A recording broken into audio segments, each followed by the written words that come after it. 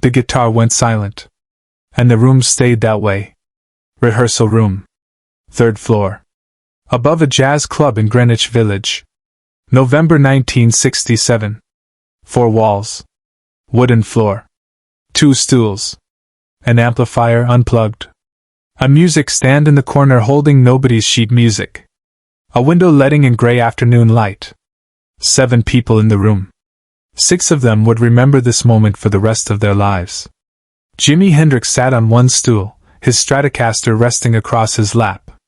He wasn't performing. Wasn't on stage. Wasn't Jimi Hendrix the icon. He was just a man with a guitar, waiting. Across from him, on the other stool, sat Raymond Cole. 54 years old. Trumpet player. 30 years in jazz. Played with Dizzy, with Miles, with Monk. A man who'd earned his authority note by note, decade by decade, in rooms exactly like this one. Raymond had challenged him. Not with anger. Not with disrespect. But with the quiet certainty of someone who believed he'd already heard every trick, every gimmick, every young guitarist trying to hide mediocrity behind volume and distortion. Play it clean, Raymond had said. No amplifier. No effects. No distortion. Just your fingers and 6 strings. Let's hear what you actually are. The others in the room had gone quiet. 2 session musicians. A sound engineer. A journalist who'd been interviewing Raymond and happened to be there. A young trumpet student Raymond was mentoring. They all knew what this was. A test. A challenge. The old guard asking the new generation to prove itself without the tricks. Jimi had smiled. Not the smile of someone offended. Just a small, quiet acknowledgement. He'd stood up, walked to the amplifier, and unplugged his guitar. The cord fell to the floor with a soft sound. He sat back down. What do you want to hear? Jimi asked. Anything, Raymond said. Anything at all. Just play it clean. Jimi looked down at his guitar. His fingers found the neck. And he played one note. One single note. No vibrato. No bend. No effect. Just his finger pressing a string against a fret, and his other hand touching that string. The sound was pure. Acoustic. Quiet enough that everyone in the room leaned forward slightly to hear it. And in that one note, Raymond Cole heard something that made his certainty crack. Jimi didn't raise his voice. He never needed to.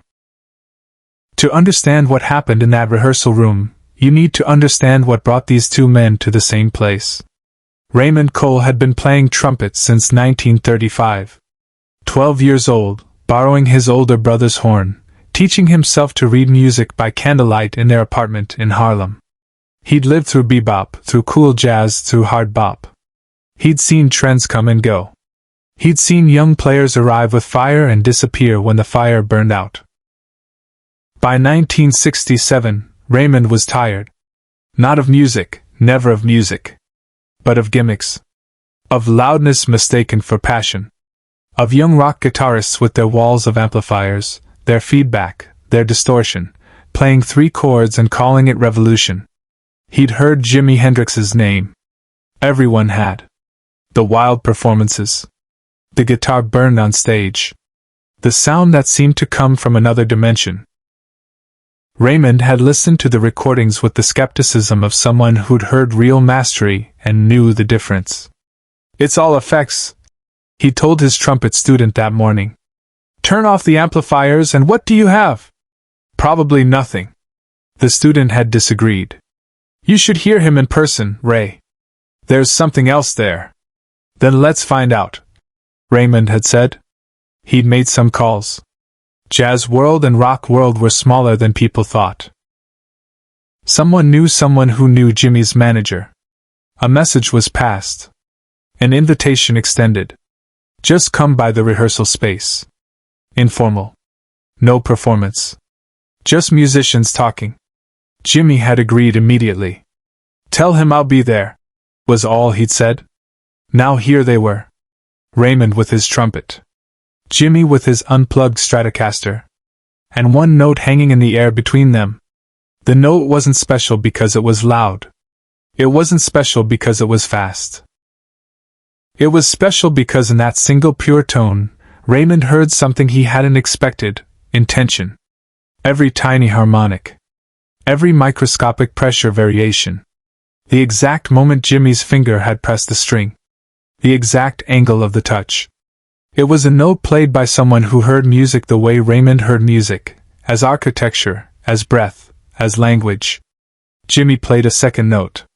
Different fret. Same attention. Same completeness. Then a third. And a fourth. Not a melody yet. Just individual statements. Each one whole. Each one considered. Raymond's trumpet hung forgotten in his hand. The others in the room had stopped moving. The sound engineer had been reaching for his coffee cup and his hand was still extended, frozen. The journalist's pen had stopped mid-word on his notepad. Jimmy began to play a melody. Still quiet. Still clean. A jazz standard, round midnight, but played in a way that made it sound like Jimmy had written it himself. His fingers found notes that shouldn't have worked but did. Harmonics appeared that the song had never contained before. He wasn't showing off. There was no speed. No flash.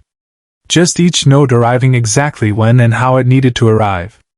Raymond Cole, who had played with Thelonious Monk, felt something he hadn't felt in years. The presence of someone who understood silence as part of the music. Subscribe and leave a comment, because the meaning of this moment is still unfolding. Jimmy played for maybe 3 minutes. The melody evolved, shifted, became something else, then circled back. He ended on a single note, the same note he'd started with, and let it fade naturally until the room was silent again. Nobody spoke. Jimmy looked up at Raymond. His expression hadn't changed. No pride. No triumph. Just the same quiet presence he'd had before he started. Raymond set his trumpet down on the floor. Carefully. Like it was suddenly heavier than he remembered. "I was wrong," Raymond said. His voice was quiet. "About all of it. I was wrong." Jimmy shook his head slightly. "You weren't wrong. You just hadn't heard it yet. How long have you been playing like that? Without the amplifier?" "Always," Jimmy said. "The amplifier is it's just another color. But the music is here." He tapped his guitar. "It was always here."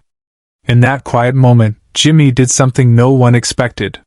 He stood up, walked over to Raymond, and held out his guitar. "Your turn." Raymond looked at the Stratocaster like Jimmy had just offered him something sacred. "I don't play guitar." "You play music," Jimmy said. "Same thing." The young trumpet student, his name was Marcus, 19 years old, still learning, spoke up from the corner where he'd been sitting. "Mr. Cole, I've never seen you not know what to do." Raymond laughed. Not a big laugh. A small, honest acknowledgement of the truth. "That's because you've never seen me completely humbled, son." But he took the guitar. Held it awkwardly. Jimmy positioned his hands gently, showing him where to press, how to hold the pick.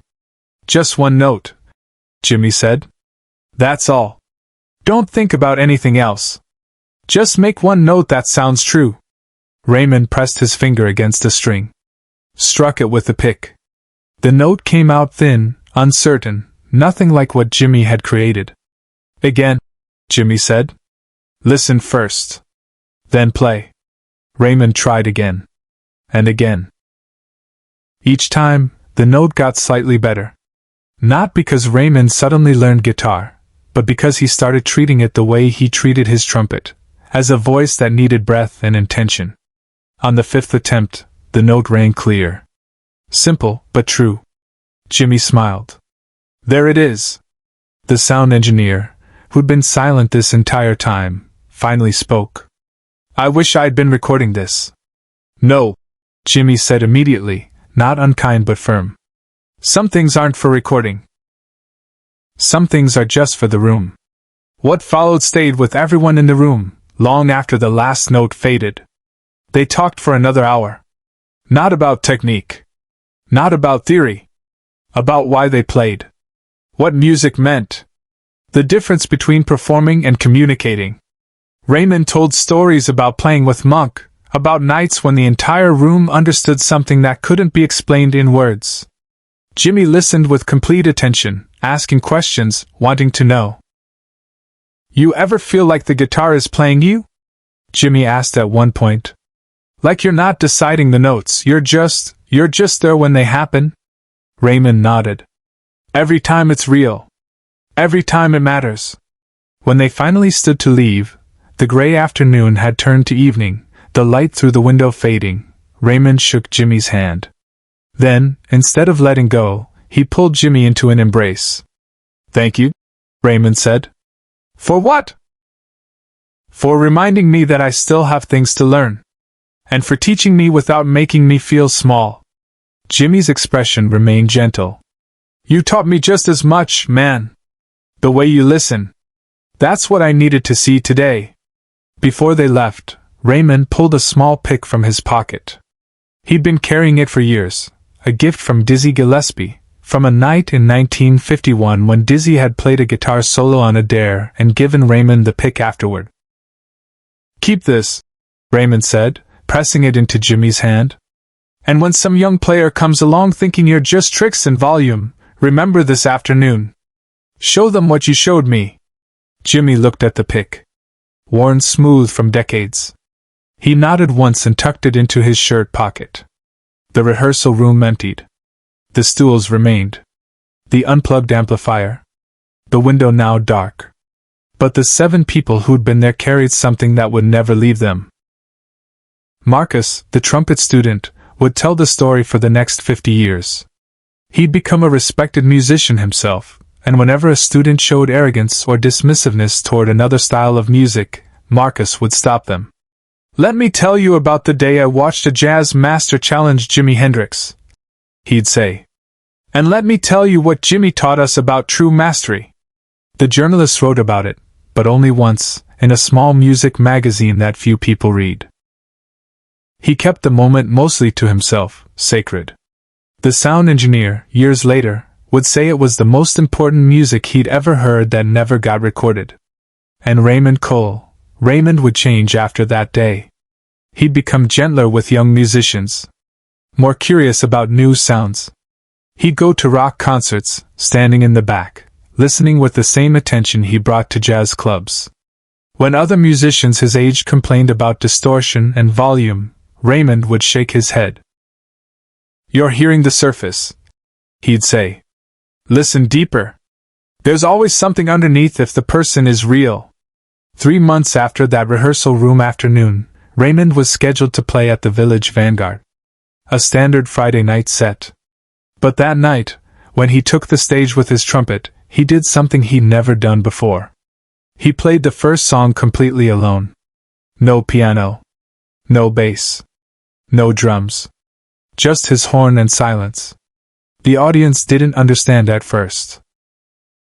They'd come for the full band. But as Raymond played, each note arriving with the same precision and intention Jimi had shown him, something shifted in the room. The silence between phrases became part of the music. The breath became composition. After the song ended, Raymond spoke into the microphone. He never spoke during sets. But that night was different. "I recently learned something from a young guitarist," he said. "He taught me that real mastery isn't about filling every space. It's about knowing when to let the silence speak." Someone in the audience asked who the guitarist was. Raymond smiled. "If you have to ask, then you need to listen closer to what's happening around you." But Marcus, his trumpet student, was there that night. He knew. And watching Raymond play with new openness, new vulnerability, Marcus understood that the lesson in that rehearsal room had traveled further than just one afternoon. Years later, after Jimi died in 1970, Raymond Cole would be asked about him in interviews. Music journalists wanted the sensational story. Did they argue? Was there competition? Did the jazz legend clash with the rock icon?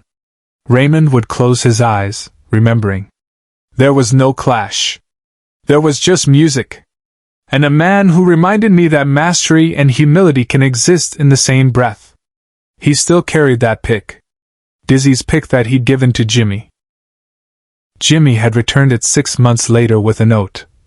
"This belongs in your pocket. Thank you for the loan." Raymond kept it until he died in 1989. In his will, he left instructions for the pick to be given to Marcus, his student. With it was a note. "This pick has traveled from Dizzy to me to Jimmy and back to me. Now it goes to you.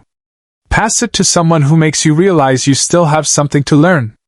That's how mastery stays alive." Marcus carries it still. A small piece of worn plastic that represents the afternoon when ego met truth, when challenge became teaching, when a rehearsal room above a village jazz club held 7 people and one lesson that would never fade. Share and subscribe. Some stories deserve to be remembered. The room is gone now. The building was torn down in 1985. But the moment lives. In Marcus telling students. In Raymond's recordings after that day, where you can hear something lighter in his playing. In the music that happens when someone chooses to show truth instead of dominance. Jimi Hendrix never spoke publicly about that afternoon. But those close to him noticed that after November 1967, he would sometimes unplug his guitar between songs during soundcheck, play a few bars clean, then plug back in. When asked why, he'd just smile. "Reminding myself what's real." The mastery was never in the amplifier. It was in the stillness between notes. In the moment when a challenge became an exchange. In 7 people breathing together in a small room, watching ego dissolve and respect take its place.